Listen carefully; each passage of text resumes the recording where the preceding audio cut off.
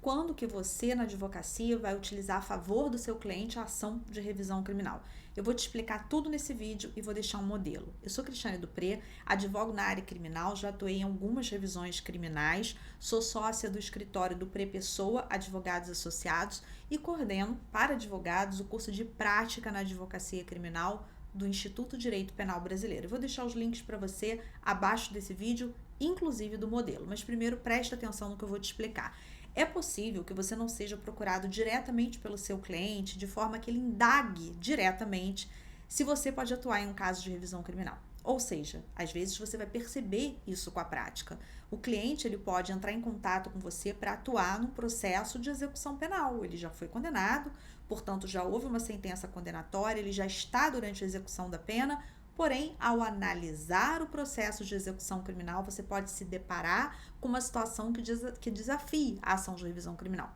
Outra situação muito comum é o cliente que procura você dizendo que já foi condenado e que quer recorrer.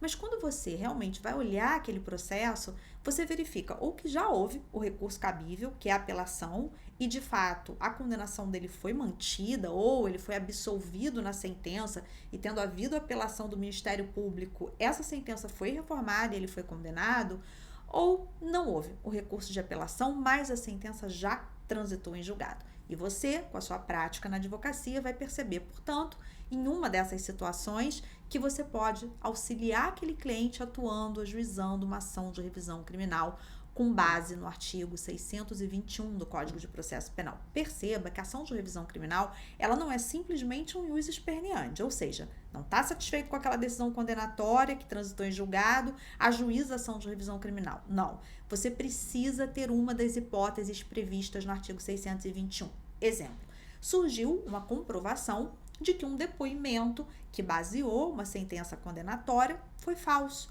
ou um documento foi falso. E o seu cliente ele foi condenado com base nisso. E agora aparece uma nova prova que comprova essa inocência dele.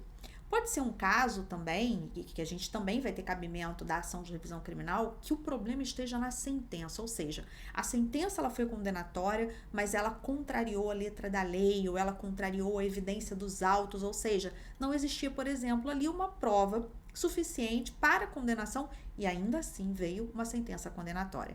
Ou seja, se você percebe que a hipótese se encaixa dentro daquelas hipóteses previstas no artigo 621, houve uma condenação com base em documento falso, em depoimento falso, ou a sentença que condenou o seu cliente, ela acabou contrariando a letra da lei ou a evidência dos autos, ou então surgiu uma nova prova da inocência do seu cliente. Então, nesses 3 casos, você pode ajuizar a revisão criminal. A revisão criminal não é um recurso, portanto, não há um prazo. A revisão criminal, que tem base nesse artigo que eu mencionei para você, o 621, ela é uma ação autônoma de impugnação.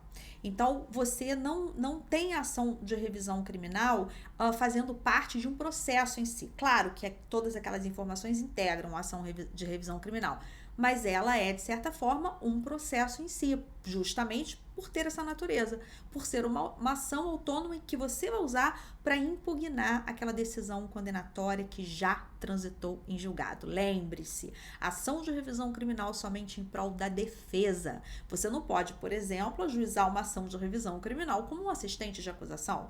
Por quê? Porque nós não temos o cabimento, de acordo com a nossa doutrina, de acordo com a nossa lei, de uma ação de revisão criminal pro societate, ou seja, em prol da sociedade, diante de uma decisão de absolvição que já transitou em julgado. Eu vou deixar um modelinho para você aqui abaixo desse vídeo, dá uma olhadinha também nos outros links, se inscreve aqui no canal. Todas as terças-feiras eu estou por aqui com aulas ao vivo em que você pode participar diretamente, tirar as suas dúvidas e diariamente nós temos vídeos explicativos, inclusive de questões práticas, de peças processuais em direito penal, processo penal e execução penal.